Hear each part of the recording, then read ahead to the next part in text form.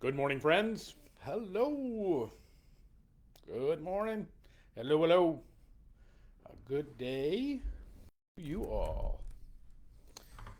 And get our camera a little together here. Hope you're doing well. Hope all is good. Pray you're having a good Wednesday. It is bringing you all good things.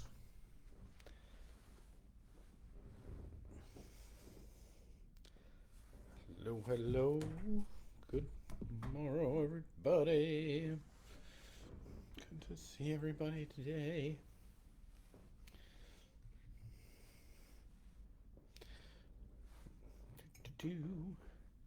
Hey, Karen. Good morning. I guess this thing is on. Welcome. Little mug up today. It's I guess there's another storm coming from what everybody says. We've been so lucky here. It's still above freezing. Everything's been rain. It's there's still a little green in the lawn. It's amazing compared to some places. So I hope if you've got winter, I hope you're enjoying it. If you're here with me, I hope you're enjoying that too, because I know I am. I just don't feel like contending with ice this year. I don't know what it is, but um, you know, maybe maybe my 54th year coming up here is when I get spleeny. Maybe that's what happens. I don't know, but it is a thing for sure. Hey, John, good morning to you. Glad you're here. Hope New Hampshire's treating you well. That you're doing good in the season. All right, friends, let's get going this morning. It is the 25th day of January at 11:11, and I'm glad you're with us. I'm glad you're a part of this journey, and that all that you have and have been accumulating this morning and all the days, all the worries, all the stuff, all the things that weigh you down, all the stuff you got to get done today, the errands you have to run, all that, I hope it can be a joy of a moment of peace and grace. Hey, Vicky. Oh my goodness, 8 days of 101 temperature. We are praying for you, Vicky. I'll shoot you a message later if you need anything. I hope will definitely, we're here for you. Oh, honey, that's awful. I hope you are getting better. Lisa, good morning to you. Glad you're here. Snow day, woo! All right, get out that's what a joy. Glad to see you here too. So this morning we are going to I want to talk about uh, some of these instructions that come out of Philippians. Paul writes a letter to the church in Philippi. We probably know this. There's a book in the Bible called the Philippians. So yeah, we know that. Anyway, but the thing about the church in Philippi is it's Paul's favorite church. These are his homies. These are the people he loves. They get him. He gets them. And so the instructions he gives are actually they're like the second level of how do we do things, of what do we do, and how do we contend with things. And so so he writes among a whole bunch of kind of things, ways to dig the well deeper. I think it's one of the reasons, if when we read Philippians, it actually can resonate with us, because you can tell it's a letter that's written in a happy spirit to you. Like it's an encouraging, it's a letter of encouragement. You read some of Corinthians and you're like, oh, sorry, I don't feel okay. But there's a little different tone to the church in Corinth.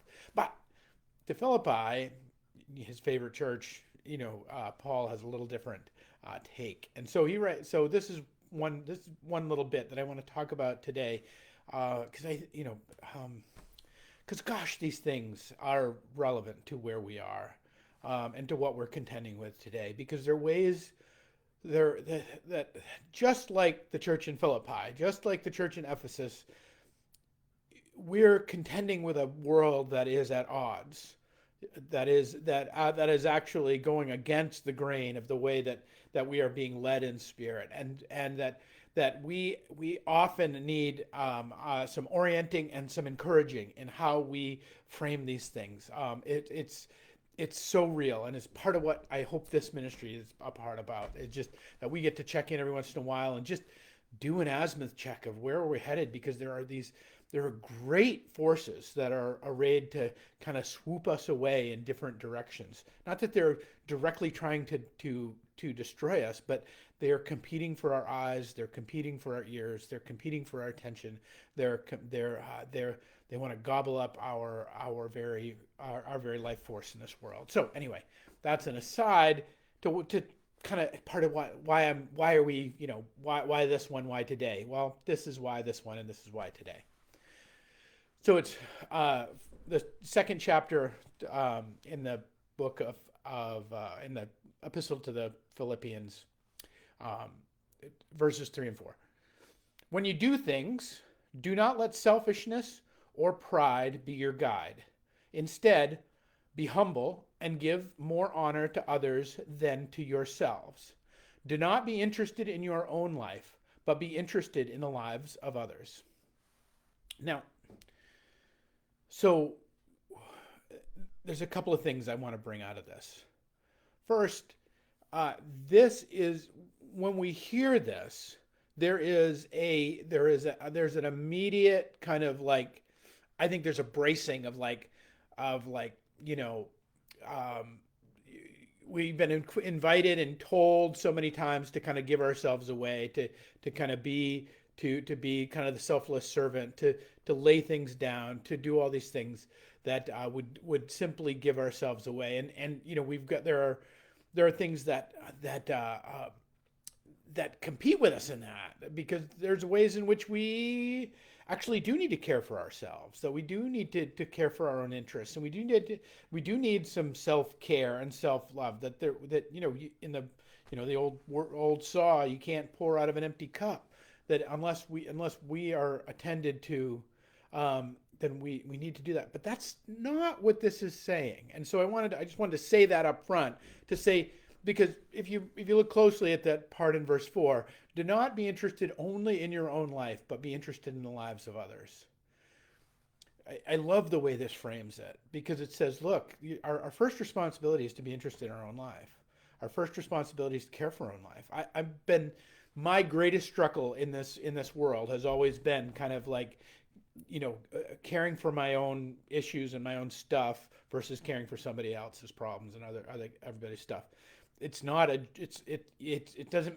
not a noble guy. I'm not all that great. It's not like that. It's simply the way that I'm wired. It comes with a whole bag full of problems. So don't think that it makes me all that great on top of anybody else or above anybody else. But what it does do is it flies in the face of this notion of like, first I've got to have my own stuff together in order to care for somebody else. There's a right order for this. And so what I'm not saying here, and this, I know I'm starting with a caveat, but I think it's important, because that's actually one of the big things that are moving through our culture. It's like, you got to take care of you. How many Oprah things can you watch about like, you got to take care of yourself, and and that's not untrue. However, it's often used in a different framing that can get us into spiritual trouble, which is what I want to talk about now. So that's why I wanted to caveat that up front. I know it's a little backwards today, but stay with me. This is the joy of life. This is what we do. We're making this together, gang.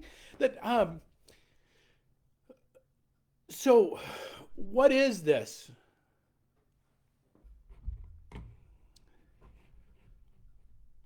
What is this thing? I just had a crazy pop-up. Wow. What is this thing that, when we talk about selfishness, and when we talk about pride, or we talk about kind of accumulating stuff, or all this stuff, and I want to try and reframe this for us for a little bit, for a moment, because I came across this, I don't know, a long time ago, and it's helped me understand what the difference is, because that's what we're trying to hack a lot of times, right? of what is the difference between, when Paul says to these people that he loves and that loves him. So he's not castigating them. He's not criticizing them. He's saying, look, this is the sweet spot of how to roll into this world, so that you get all the juicy goodness that'll run down your cheeks. Like, this is the place. Is don't come at it with selfishness. Don't let selfishness and pride, or one of the ways you can talk about selfishness and materialism. That pride thing is actually kind of linked to stuff in the ancient world. So there's this way of, like, so the selfishness or materialism, that because these are, and the thing is that these are part of human will. These are not divine will. Like, every baby that's born cries and wants to be, held and wants to be fed. And, babies are really good about letting you know that they're hungry, or they're tired, or they're itchy, or whatever they are, that and so we're wired from birth for this selfishness, for this thing. And, and you watch little kids play, and, often they'll be kind of like, sometimes they're very sweet in how they share, but sometimes they're not. Sometimes they're very much about, like, he didn't give me the ball, and all those kind of things. And we can see it hardwired into us. This is the human need. It's not human. I hate the phrase human nature, but it's really human will. It's really our will. It's out there that's kind of ingrained in us from our very biology. The very divinity which comes to us is our willingness to share, our willingness to be humbled, our willingness to give honor to others and than ourselves, to the willingness to what, because this isn't. So hear me out, because don't hear what I'm not saying. This is not self-negation. This is not negating. You're like, oh no, it's not me, it's all them. This is getting joy from the joy of other people. You hear that? This is getting joy from the joy of other people. When you invest in somebody else, like, if you've done anything, taught Sunday school, been a teacher, taught a child how to tie their shoes, if you've ever done anything, that moment that they crush it on their own, there's joy in that for you, isn't there? Like, there is. I can see you nodding. There's joy in there. There's joy in this moment where, when you've imbued something in somebody else, and not just taught them a task or anything, but you've given them love and nurture and caring. When you've kind of you've offered, when you've guided their interest first over your interest, when you've invested in the team around you, and you've invested in the people around you, and that they crush, there's an incredible piece of joy in it, and that is divine joy. See, that's the thing, is there's this human joy, which is like, I get all the stuff and I get all the things and I get to stand in front and everybody thinks I'm beautiful and awesome. Like, that's a human joy, and we can all think it. But the thing is once the day is over, that goes away, and then you need it again tomorrow. It's just like all the earthly pleasures. It's like needing a sandwich. Sandwiches are great. I love sandwiches. But you know what? I'm going to have one this afternoon, and then I'm going to need another one tomorrow. That there's always this way in which they don't fill us up. However, on the other side, when we start to get into the divine part, the divine will of what it is to embody, to incarnate the divine will, we end up having this incredibly joyful experience that will fill us forever. Right? I have, we one of the things about our church is what's wonderful is we have so many teachers. There's a ton of people in education, ton of people and I remember talking to one of our our folks here that was, became, kind of, that was, she's a fourth grade teacher. She loved the fourth graders and cared for them all for years and years and years and years. And she can look back and think back 30 years ago about fourth graders that she had that were kind of struggling and kind of wobbly and who needed some encouragement. Maybe they didn't have the best home life, and that she was able to get her arms around them, sometimes quite literally, and kind of love them into success in that grade, but also success into the world. That she was able to kind of give herself. Now, it was her job. I understand she was paid for that. I understand. But she can still draw joy on that moment, on that year that she spent investing in that child on the edge. She tells me stories and draws joy from that moment 30 years later. Why is that?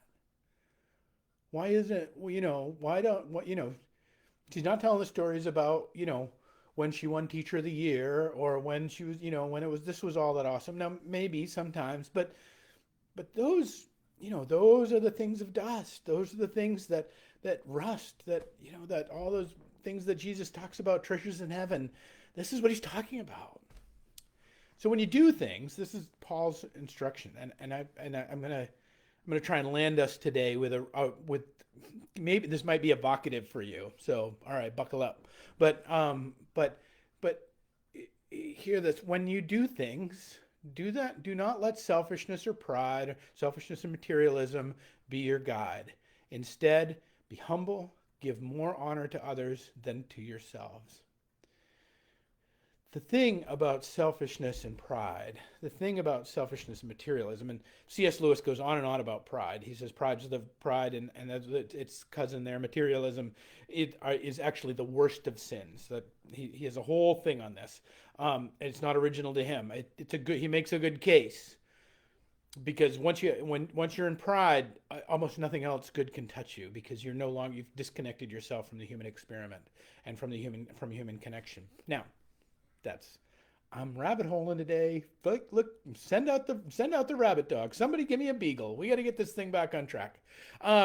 We are in this place that when we understand selfishness and materialism, I think we have to understand them as hatreds. You might not like this, but I really believe this, that when we are selfish, when we are acting in prideful, in materialist ways, and I'm not talking about accumulating stuff. We all need stuff. Stuff's not bad. I'm not talking about even accumulating money, depending on your relationship with it. That's not the point. I'm talking about when we're really in that point of like we sharpen our elbows and like me first. Like when we really get in that point of acquiring to us, of really stinginess in our affection, stinginess in our joys and loves, when we're self-referential to a fault and things and we all do it to one degree or another. I mean, it doesn't make us bad people, it makes us people. But when we are in that place, when that rears its head, it's actually a hatred. It's actually a hatred against the people who love us. Because when we're or even and by extension the world at large, the entire community. Because when we're caught up in our own selfishness, when we're caught up in our own stuff, when we're caught up in our own desires for things, we're actually in the business of hating our neighbor. Because we're not only withdrawing from them all those good things, greebly things we could be giving to them. It's not just the opportunity cost of it, but it's actually but we're actually working in active opposition to the love of somebody else. If I got to get mine, you can't get yours. You ever heard that kind of framework? Well, that's what it sets up. It actually sets us in, we think that, it's some, our selfishness or our materialism or our pride can just be, is just one of these things that we have to contend with along the way, or what it is to, maybe it's not so bad. But I think if we can reframe it a little bit and see what Paul is talking about here is, if we let those things be our guide, we're actually letting hatred take the wheel of our life. We're actually letting active hatred for humanity take the wheel of our life. Now, it doesn't look like that at the time. It's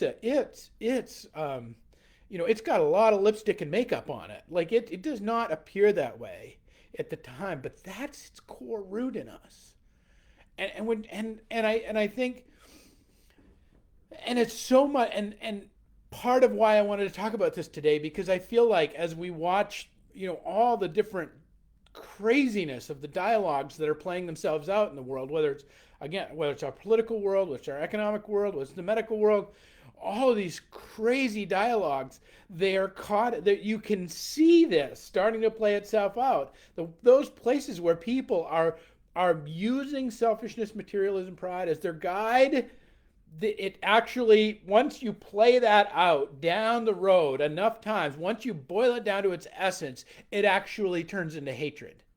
It actually turns into hatred for people that you love and for people that you don't even know, but are connected in the wider sphere. And you can see it, right?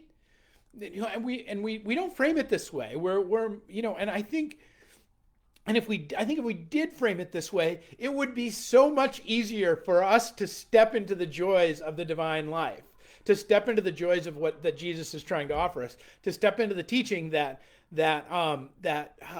Paul is trying to offer these people that he loves. It would be so much easier because we can see it not just as a, like, oh, I need to take care of myself today, but versus when we set that selfishness and that pride up as the compass we're going to follow, we can see it for what it is in a much more straightforward and bold way. And rather than let the winds and the currents that are kind of pushing us around do so, we can be a little more steady on the helm. We can be a little straighter on the wheel with the life that we're living, because we can see these influences at play that trying to pull us into hatred of our neighbor, trying to pull us into hatred of the people that we care about around us, trying to pull us into hatred of even people in our church. When we say, like, I want to get mine, but I know it's a long way today, and it's a lot of stuff, but I think it's really key and it's really important because, like Paul, I kind of love you guys. We've been at this a while. We have put some miles under the keel at this point, and I feel Paul. I think I can feel a little bit of Paul's penmanship in this and in these days. That he's not writing to castigate, to criticize, or to correct a church. He just wants good things. These are people that love him, that cared for him when he was in jail, and that he loves back, and that he wants the very best for them. And he wants the very best for them, and so he gives them the very best that he has by saying, just these things that we think are kind of innocuous, or we think are just kind of, features, not bugs in the system, that they're actually deep-seated things that we must guard against in order to step from just the joys of the fleeting joys of that human will bring us, the fleeting joys of accolades from other people, or getting the gold star or whatever it is that from the external world, but the wonders and the beauties and the goodness that comes when we step into the divine will, and when we offer the best we have to other people, and that we get to participate in the joy of that, when we get to participate in the wonder of that, when we get to see other people flourish, and how that endures for a lifetime, how that's not just a spark it's not just a flash in the pan moment, but it is a bullet launched in trajectory for eternity, and how we can do this every day, and how we can step into that joy nearly every moment if we let ourselves. And so, that's my hope, friends, for you, is that you can encounter this joy in these days, that you can encounter this wonder of Christ's will in your heart, not your own body, your own human stuff that we've all got, and that human stuff can then, through the Lord's process with us, be made holy as well. That the great promise and the great gift of the long walk home, of this long pilgrimage that we're on together, is that great gift that these things that we would rather not have, these efforts that we put in that we feel like we fail at, these points where we always fall short, actually become the points that God lifts up, turns around, and makes holy, and becomes the very building blocks of heaven in this world and the next. So, friends, my hope is that you have a joyous day, and that you may know the love of Christ in all that you encounter. And in that, you might know a bit of the love that Paul had for the church of Philippi through my words today. All right, friends, that's my hope for you today, and what we have going. We'll pick it up tomorrow with another 11:11. Peace and grace, my friends.